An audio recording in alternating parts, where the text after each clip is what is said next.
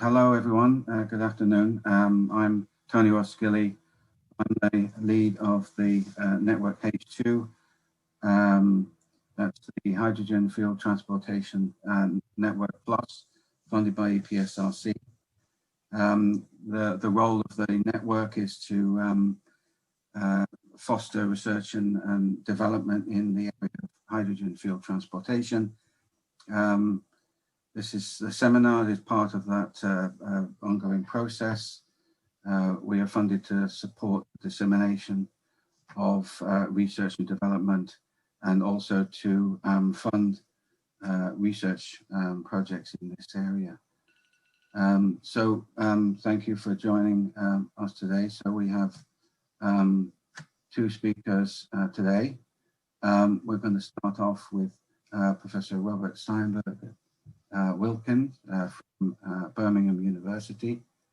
Robert is a professor of fuel cells and hydrogen research in the Chemical Engineering Department in Birmingham University. He is director of the Research Fuel Cell and Hydrogen Group and the Center for the CDT for fuel cells and their fuels.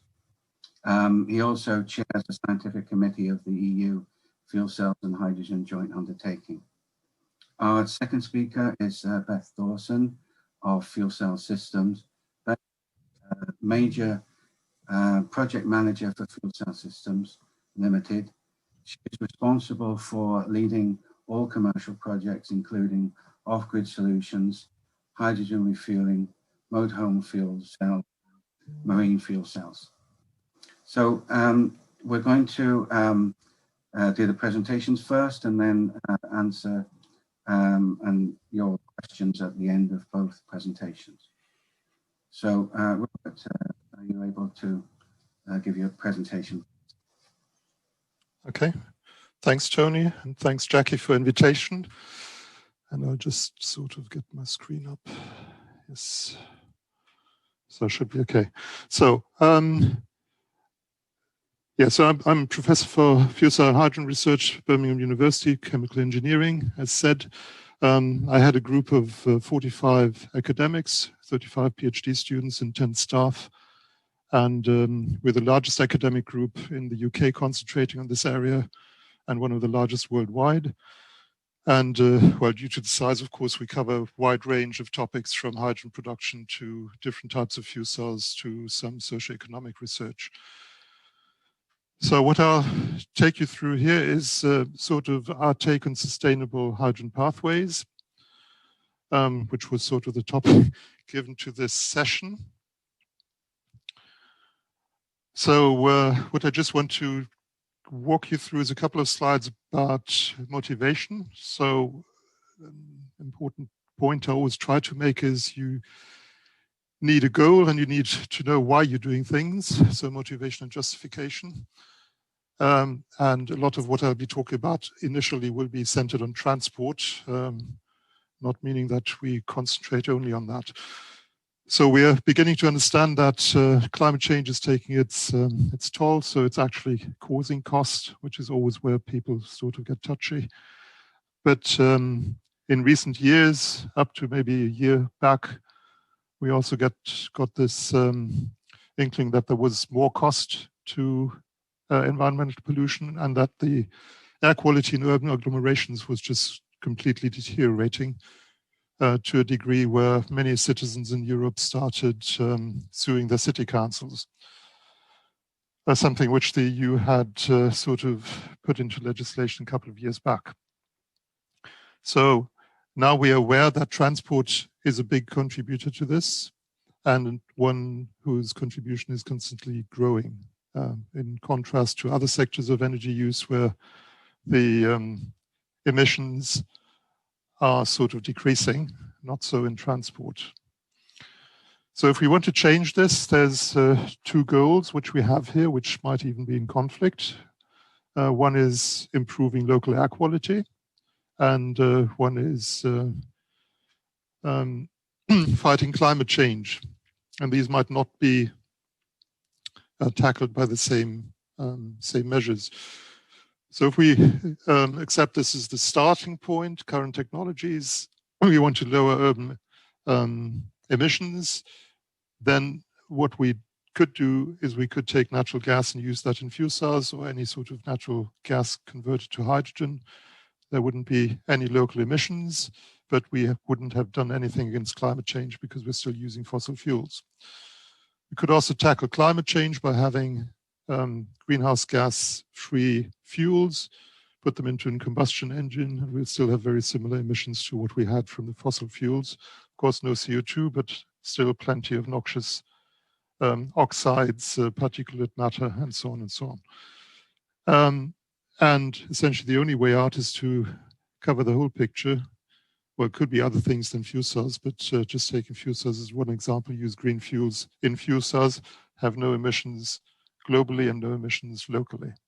And I'd say that is the ultimate goal where all the investment and all the paradigm change will actually pay back. Now, talking about hydrogen, one beauty of hydrogen is that there's a plethora of different ways of producing it. So we can produce from electricity, whatever electricity, by electrolysis. We can use hydrocarbons like natural gas by reforming them. We could use oil or naphtha by reforming or partial oxidation. We can turn biomass and waste by gasification into a gas containing hydrogen. We can use sunlight and water in photocatalysis, or just use bacteria and algae. All this will produce hydrogen in some sort of quality and purity and quantity depending on the abundance of the feedstock. And the other beautiful bit about hydrogen is the energy density. So if you look at all kinds of fuels in comparison, so hydrogen, whatever state it has versus natural gas, petrol, diesel, coal, we find it has the highest gravimetric energy density of all. And if you compare this to batteries, it's a factor of 60, which I'll be referring to a bit later. So bluntly speaking, this is the reason why hydrogen is used as a rocket fuel. Now, we don't always have a rocket flight on Earth, so what other reasons are there to use hydrogen? I'll take you through some of that later, but anywhere where we have a problem with weight, it doesn't have to be a rocket flight, and putting aside volume, hydrogen will be a good solution. So if you talk about cars, for instance, if you have a battery electric car and you want more range, you just add more batteries. And that is fully modular, so you will also proportional. If you want double the range, double the batteries, double the volume, double the weight, which just puts a stop to using batteries on long distance freight haul because it's just not feasible. With a fuel cell, of course, you have a basic weight of the system. You have a basic weight of the hydrogen tank if you're using hydrogen. But the additional weight of the fuel, so taking the 33 kilowatt hours per kilogram of hydrogen, is essentially negligible. So very quickly, batteries become infeasible if you're looking at reasonable ranges, and fuel cells can easily do much longer ranges. And this insert just gives you the same values I just showed in the other table. So keeping in mind these 33 kilowatt hours per kilogram as opposed to the liquid fuels, which are around 10, and the battery 1/60th of that. So the next step, of course, what everybody's buying into currently or bought in for 20 years ago, it's sort of resurfaced now, is the hydrogen economy. So we run everything on hydrogen as a replacement for all the other fuels. Because, as I'll show a bit later, you can actually do everything with hydrogen, miraculously. But what this picture actually shows is something that is more complex than that. So it's a system that uses electricity on one side and uses hydrogen, maybe as a storage device, or maybe something else. I'll come back to that in a moment, with a variety of different inputs, in this case, actually all renewable. So maybe the picture is much more complex than just relying on we substitute everything by hydrogen. So if you think this through, this is an example of stuff I've been essentially doing all my life, so since my PhD. So imagine you have a renewable energy system, electricity hooked up to the grid. You'll have times where you have excess energy production, you have to curtail. So just take that amount of electricity. Some people imagine that's for free, but of course it's not for free. Nothing is for free. Put that into electrolysis, convert it to hydrogen, store that hydrogen, and at times of demand and low renewable electricity production, take a fuel cell and convert it back to electricity in the grid. Could also take a combined heat and power system, a gas turbine, whatever. Simply, this indicates the re-electrification. So you can deliver grid support services. You can make the renewable electricity input firm, as we call it. You can make it more reliable. You have more security of supply, and so on and so on. Now, once you have this, you also realize that here is a chemical. It's chemical energy storage. And with this chemical, you can do lots of other things. So essentially, you broaden the picture into delivering this hydrogen into industry, for instance. There's masses of industries worldwide using hydrogen. So the total world hydrogen market today is larger than the European natural gas market, 500 billion cubic meters per year. We don't see that much because it's not trucked around on the roads. It's sort of captive, as you call it. It's produced, say, on site of a refinery to desulfurize or to hydrocrack crude oil. You can also do, and that's part of the main discussion today, deliver it into transport as an alternative transport fuel. You could also deliver it to households, put it in a fuel cell, don't burn it, put it in a fuel cell, produce electricity and heat at high efficiency, and do the residential energy supply that way. So in that way, it becomes a much more complex system. And you could view it this way. Currently, we have three very distinct markets. We have one for heating and industrial heat. So that's run by natural gas, some oil, some coal, but essentially in dwindling amounts. We have a power system, electricity grid, run not so much on coal in the UK anymore, natural gas mainly, and renewables.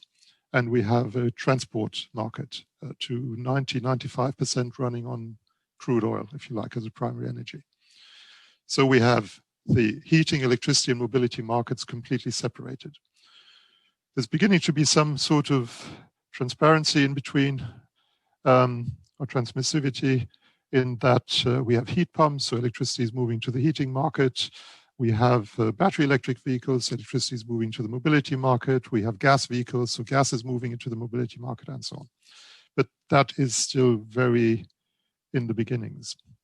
What you could now do with hydrogen, you just mash everything up into one node. So hydrogen can do any of this, can provide heating, electricity, mobility.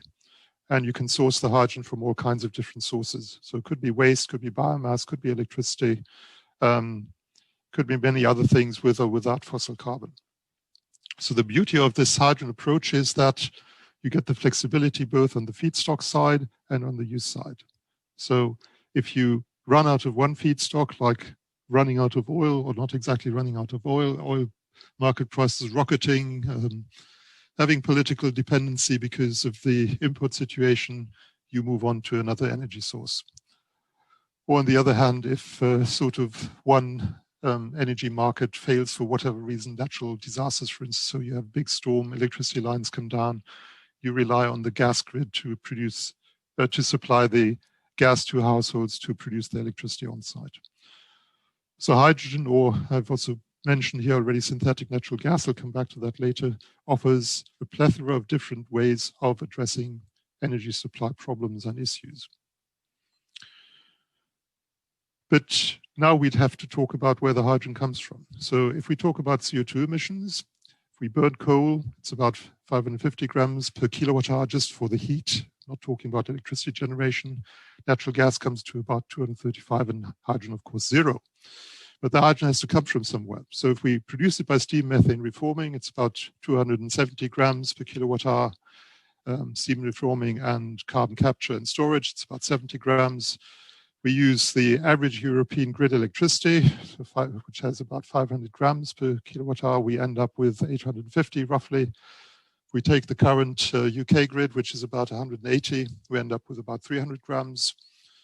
So that is more than burning natural gas. And if we take hydrogen from wind electricity through an electrolyzer, we end up with about 15 grams. So it does matter essentially where the hydrogen comes from and where the feedstock for producing the hydrogen was sourced. So we have low carbon hydrogen, we have green hydrogen, we have black hydrogen, we have blue hydrogen, we have purple hydrogen, we have gray hydrogen, we have brown hydrogen, and that's all bullshit. So what we need is sustainable hydrogen. We need a circular economy, we need no waste, and we need no cost to future generations.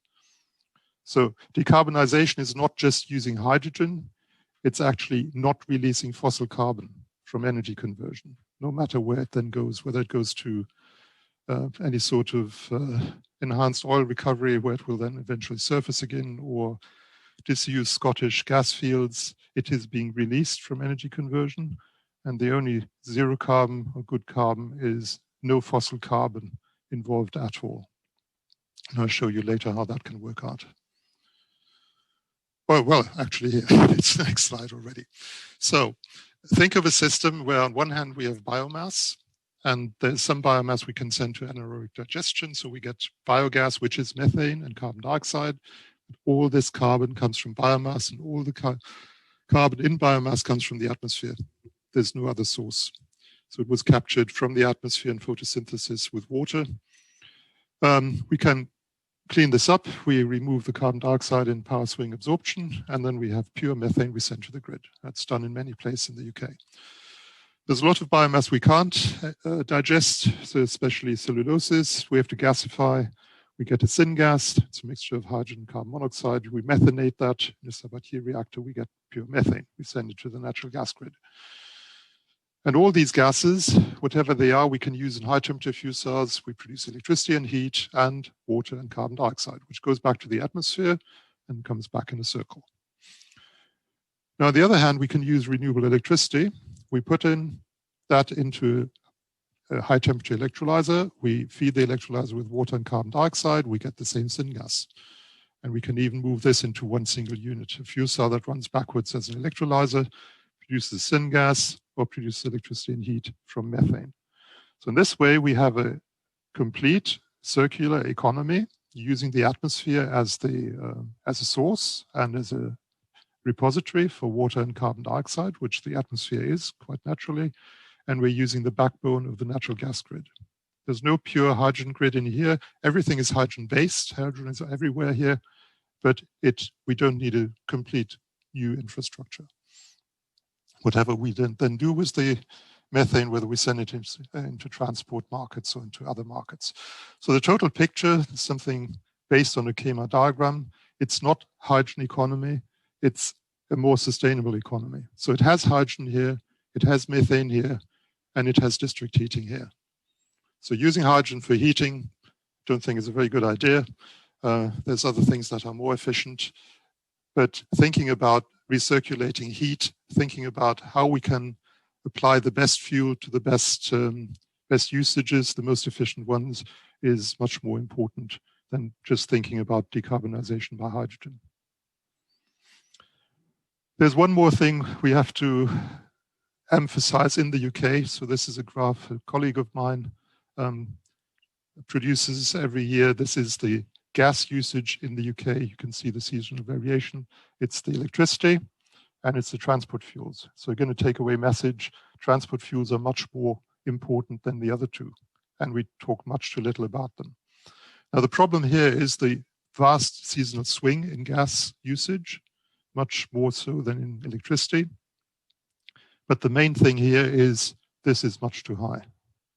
It has to come down. So unless we reduce this energy demand, it's hopeless coming in with any strategy of decarbonization with hydrogen. It's not possible to produce these amounts of hydrogen. And it's completely silly having housing that has the building standards of a shed in Sweden and wanted to live in them and wanted to heat them and then complain about the gas bill. It just doesn't make any sense at all. And the sensitivity for this problem in the UK is just completely underdeveloped. And unless we actually curb the energy use to about 30% of what we have today, and that's even economically not a problem, it's slightly more cost. Technically, it gets a problem if you go beyond that. It's just useless of talking about any other alternative way of supplying this energy. So just to underpin this, but again, this is examples from transport. So if we have an internal combustion engine, we're talking about an efficiency of about 18% if it's a diesel. So we have the efficiency of the refinery, about 10% losses. We have the efficiency of the engine, about 15%. So out of the oil that comes into the country that's imported, we actually get about 18% as motion. Now, if we use grid electricity in a battery electric vehicle, it's not that much better. We get about 28%. So average efficiency of the electricity grid to your charger is about 35%. Battery electric vehicle, including the charging process, 80%. So you end up with 28 useful. It's a bit more, but it's not a paradigm change. Now, if we use renewable electricity, we actually do go up 72%. This difference is worth investing in a completely new transport infrastructure system. Now, if we do this with hydrogen, so actually some people talking about hydrogen internal combustion engines. And if we just assume we take electricity from the grid, we put it into an electrolyzer, we compress it, we put it into an internal combustion engine, we're left with 2.5% of the energy input of the coal that went into the, or the gas or whatever went into the power station. If we liquefy the hydrogen, we even end up with 0.5%. If we have a fuel cell vehicle, same thing, higher efficiency of the fuel cell, we're still left with 8%. If we use wind energy, we go up to 25%. So we do have to pay attention. How is the hydrogen produced? Where does it go? And what's the efficiency of all the steps along the chain? So even this is, although this might be a bit more than a current internal combustion engine efficiency, it's still not good enough to warrant a change in paradigm. And then there's another problem. So currently we have maybe something like 500 to 1,000 kilometers with a diesel vehicle, but the pollutants, we can go to a battery vehicle, doesn't give us the range. Not everybody can own a Tesla, and if you take a Tesla to the motorway, it won't last as long either. Take a hydrogen fuel cell vehicle, which gives us the range up to 1,000 kilometers, but not the, well, and then there's something missing because we have long range freight transport. So we need something else here that neither hydrogen nor batteries can give us. So we need something like a liquid renewable fuel. I'll just take you through the efficiency. So 20% for the internal combustion engine, 80% for the battery vehicle. Hydrogen vehicle goes down in efficiency. That's a bitter pill and might go up if we look at the long range fuels I'll talk about a bit later. So just take an example from shipping. We have a container ship going across the Atlantic. We'll need something like 150 tons of maritime diesel per day. 16.5 gigawatt hours, a trip of 10 days. And if we look at what we have to bunker, so marine diesel is 1,500 cubic meters, 1,500 tons. If you wanted to do this in hydrogen, we need about 7 times the volume, although it only weighs a third. But on a ship, on a vessel, volume will matter. We can do this with liquefied hydrogen, still quite a volume, still a factor of 4 or more than 4. Or we could do it with methane, and we could do it with LNG. LNG comes close, but that's fossil. So if we replace the LNG with something that was renewable, like the methane I mentioned earlier, and we liquefy that, then we have about double the volume, but even less weight. So that comes close to something we can use in long-haul freight transport. So how would we get there? It is still a hydrogen-based fuel, but what we also need is carbon dioxide. So we put carbon dioxide and water into an electrolyzer, as I mentioned before, get a syngas, and we produce methane. And this methane can go into any sort of energy system. It goes to the gas grid, can be re-electrified, can be used as a fuel, and can be used in industry. Now, of course, the sticking point is, where does the carbon dioxide come from? That has to come from a renewable source. Otherwise, we're not going in circles. We're not sustainable. And we end up with something like this. So we have a system that produces any kind of fuel. So renewable electricity goes directly into a battery electric vehicle. Put it into electrolysis, we get hydrogen. By the way, we also get oxygen, something to talk about at some point in time, maybe not today. We can put that into a subatomic reactor. we get synthetic natural gas, we can liquefy. So all the fuels we currently see in the market, even if we wanted synthetic diesel, we could even produce that. Doesn't make much sense in my view, but at least it's fully sustainable and could be a transition fuel. And in that way, we can cover all different kinds of logistics, including these really high demanding, long range transport solutions we'll need. What we can also do is we can have local hydrogen production. We can produce methane from that, and we can use long distance currently existing methane or natural gas long distance transport pipelines for connecting all these sites. So locally we use hydrogen.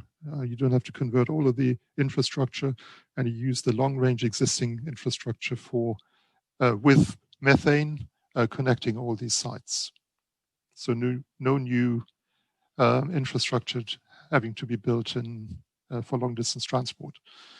And you always have to keep in mind, if you're using hydrogen just as a storage device, you have the efficiency of the electrolysis, you have the efficiency of storage, so mainly compressing, and you have the efficiency of turning that back into electricity, which might be as low as 35% round trip efficiency. Which sounds very low, but it's many storage, bulk storage technologies for on-grid storage are in that ballpark. The only ones that are not pumped hydro schemes, since batteries you can't use for bulk energy storage. We can go higher in these 2 points if we use high temperature electrolysis and high temperature fuel cells, then we can actually go beyond 50% to more towards 60%. That is the next wave of technology, maybe right for the market in 5 years' time. So of course, there's a number of sticking points. We need carbon dioxide. That has to be sourced from the atmosphere effectively, so we can use biomass for that. Anything else will lead to gray fuel, so not a full solution. So we need this circular economy. I always wonder that on one side, the UK is very much emphasizing the circular economy aspect, but when we apply for projects in this area, we always turn down because they're looking at Bayes and Innovate are looking at materials and not energy and not carbon dioxide, no gases. So just to point you at something we're doing in Birmingham. So this is the Tyseley Energy Park. It's a site where we actually have biomass gasification. We have the Veolia waste incineration plant, which you could then turn into a gasification plant. We have hydrogen production for the 20 buses we are now expecting to arrive finally. The hydrogen buses, we have electricity charging posts, and we're looking into having this as a multi-fuel outlet. So it's a large area in not exactly the center of Birmingham, so on the Moore Street to London route. Also close to a refueling station for the trains. So they cross Birmingham routes, and the university is investing in this area by building a large building that will eventually also be turned into an incubator at a later stage. Good, so I'll stop here. Thanks for your attention and happy to answer questions later, I think.